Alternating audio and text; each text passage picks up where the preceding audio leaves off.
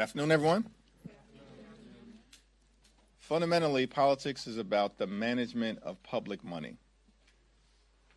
How do the people who are entrusted with serving in the House, in the Senate, and within an administration prioritize the expenditure of taxpayer dollars?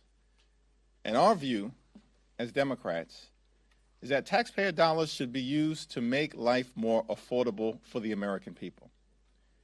In an environment where the cost of living is way too high, which is why Democrats are going to continue to focus on driving down the high cost of living, fixing our broken healthcare system, and making sure that people in this country who work hard and play by the rules aren't simply surviving, but they can thrive. Because far too many people in this country are struggling to live paycheck to paycheck. One of the challenges that we have in this country is that Republicans have decided to manage the public's money recklessly. Taxpayer dollars should be used to make your life more affordable. Instead, Republicans have decided to actually use it to enact massive tax breaks for their billionaire donors. That's what the one big ugly bill was all about.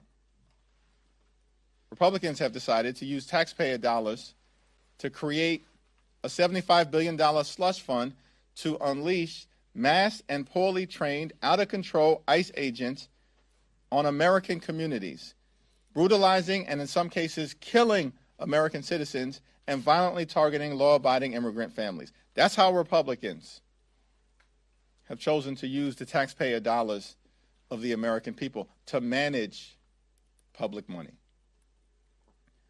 And now, of course, we've seen Republicans, led by Donald Trump, plunging America into another endless conflict in the Middle East, spending billions of dollars to bomb Iran.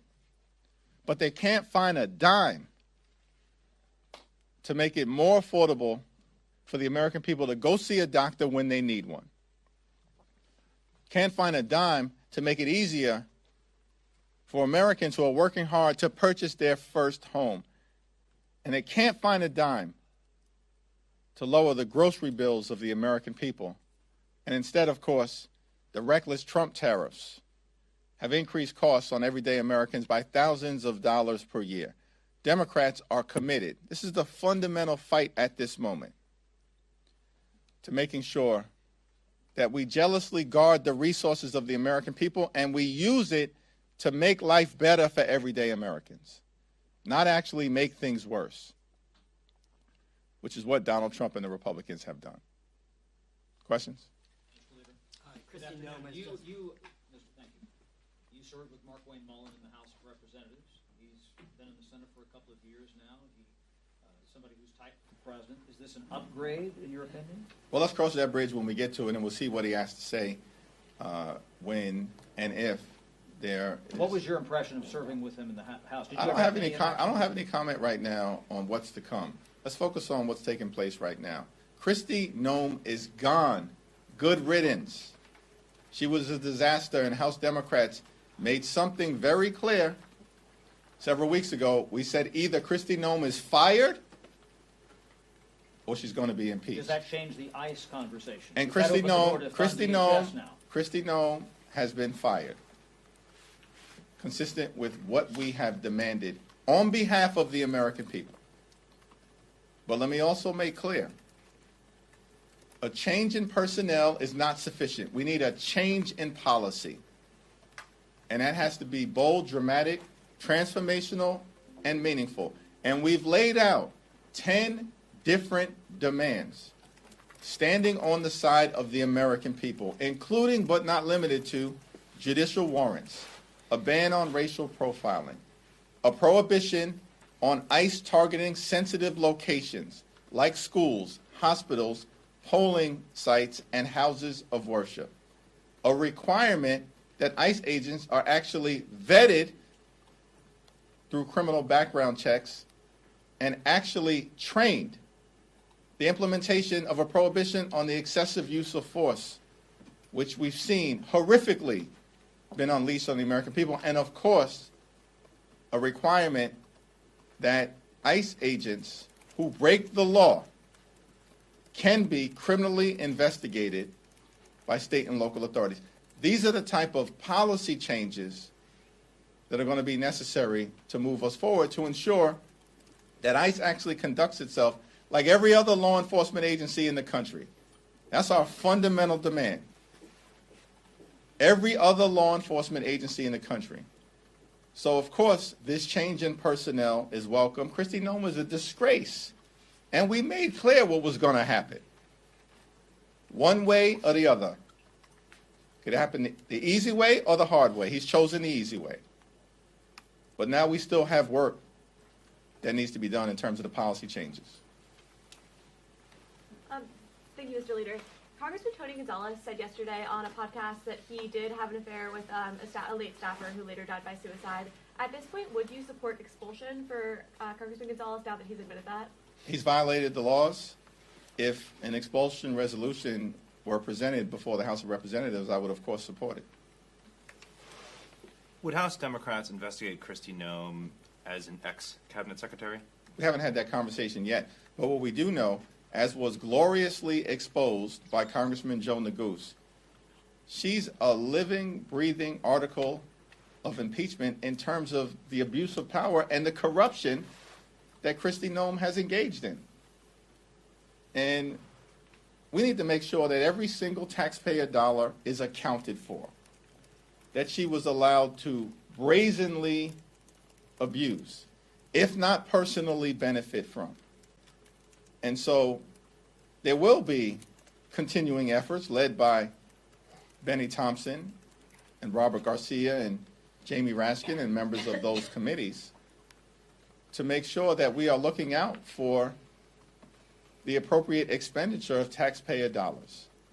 And wherever that leads, it leads. Thank you, Mr. Leader. After votes today, you all will go on a week-long recess. Can you provide any visibility to the American people about where the negotiation stands? Republicans and the White House continue to say that they've moved on some of the demands that you have made. However, right now it just seems to be a debate between you say that they haven't moved enough. They say we're moving in their direction. What can you say to the American people over the next week or so, what they can expect while you all are out? Well, it's unfortunate that the Trump administration and Republicans have decided that they would rather shut down FEMA, shut down the Coast Guard, and shut down TSA than dramatically reform ICE and get ICE under control, which is what the American people want to see happen. And this is a step in the direction of acknowledging that things at the Department of Homeland Security were broken. They had a corrupt political hack who was running DHS. Shame on every Republican senator who put her in that position when they knew she was unqualified. Now, in terms of the negotiation, we remain ready, willing, and able to talk with anyone, anytime, any place in a position of significance within the administration if they are prepared to make sure that ICE conducts itself like every other law enforcement agency in the country and stops brutalizing and killing American citizens and law-abiding immigrant families. Really quickly, the last time, a few weeks ago, the administration took action, on TSA, global entry, and what some say was an attempt to put pressure on Democrats to move in their direction. Do you expect, if the shutdown continues to go on, that the administration will again try different ways to exert leverage and bring you all to the table to end the shutdown? Trump administration is deeply unpopular. They failed again and again and again, and they're on the run, governmentally and electorally. And our view is simple. Abandon your my way or the highway approach. You're not intimidating anybody. They tried to break America within the first 100 days, and they failed to do it because the American people have held firm. And as Democrats in the Congress, we got to continue to forcefully push back. We'll do that in the courts, and we certainly will do that in communities all across the nation, and we're winning the hearts and minds of the American people. We just saw that again in Texas. and in Arkansas. And we'll continue to see that all the way through November. Any normal administration would dramatically change course. But these extremists, continue to try to hang on to whatever mandate they claim that they had in the aftermath of the general election, even though the American people view them as a complete and total failure. But as long as they approach things with a my way or the highway mentality, then we're not going to be able to make any meaningful progress in a bipartisan manner on behalf of the American people. Thanks.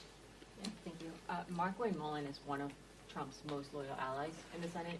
Do you think, how can you work with someone like him as you're still doing negotiations on DHS funding? And further, what do you want to see from the next DHS secretary to be able to work with them? But what we have to do right now is deal with what's in front of us, which is DHS has been shut down by Republicans because of their refusal to actually agree to a set of bold and meaningful but common sense demands that are designed to get ICE under control. The Senate is going to handle their process, and we'll see what happens in terms of the confirmation hearings, in terms of the individual meetings that Senator Markwayne Mullin has with the senators who are going to be making a decision as to whether they should confirm him or not. And then we'll have more to say once that unfolds. But at the moment, it's not like Kristi Noem was the one who was involved in negotiating anything. She was a corrupt lackey. So we were dealing with the White House before, and we're going to continue to deal with the White House at this point in terms of whether there's going to be movement or not. I will tell you that Pam Bondi, she's got to go, and Stephen Miller has got to go. And we're going to approach those two toxic individuals with the same intensity that has now led to the termination of Kristi Noem. You're saying with Mullin that he has to confirm. Can't he just work on an acting capacity, and that would mean that you have to work with him in the meantime? No. Thank you. Obviously, there are two votes this afternoon on the War Powers Resolution. Some of your members are seemingly wavering. How do you expect it to go? And if it does not move forward, will you then support the alternate that was also brought up? Well, we'll cross that bridge when we get to it. Right now, we're focused on securing strong Democratic support for this War Powers Resolution. We believe that Donald Trump needed to get authorization for engaging in a war. He admits it's a war. The so-called Secretary of Defense, the most unqualified person to ever hold that position as well, he acknowledges that it's a war. And the Constitution is not ambiguous on this subject. And there's a reason.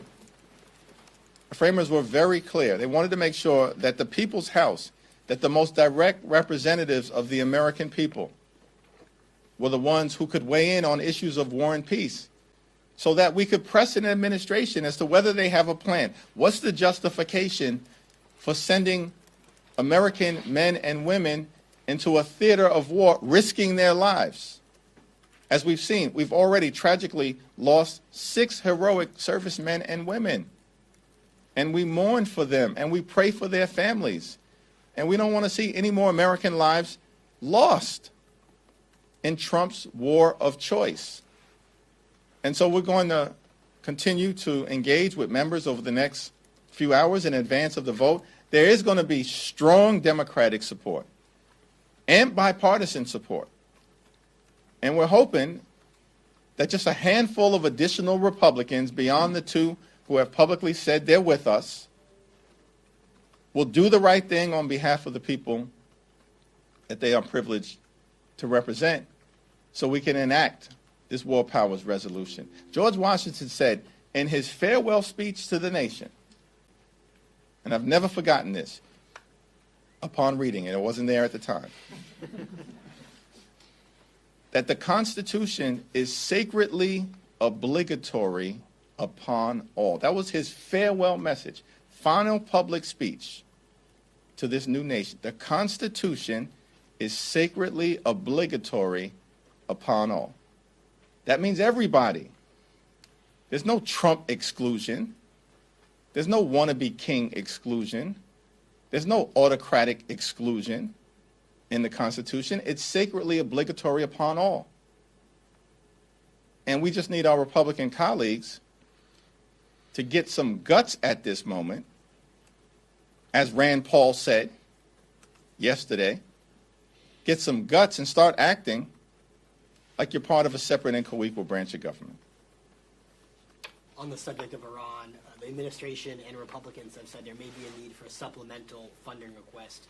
What is House Democratic leadership position on a potential supplemental request? Yeah, we haven't had any conversation about the possibility of a supplemental funding request because at the moment, the administration can't even provide a justification for why we're in this massive conflict and war in the Middle East right now. They have not bothered to make that case to the American people. And their explanations are all over the place in terms of what prompted Donald Trump's decision. In fact, most recently, the White House has said Donald Trump had a feeling. Can you believe that? A feeling. You send American men and women into war with a high likelihood of them dying based on Donald Trump's feeling? That's insanity to me. There's no evidence that there was an imminent threat to the United States of America. No evidence that they had reconstituted their nuclear program. No evidence that they have intercontinental ballistic missiles that can reach our shores. And so, before we even get to the consideration of a supplemental request, let's have the debate about how taxpayer dollars are being wasted right now. Billions spent to bomb the Middle East, triggering an all-out war that now involves more than a dozen countries, as opposed to actually Republicans bothering to find a dime to lower grocery prices or make life better for the American people.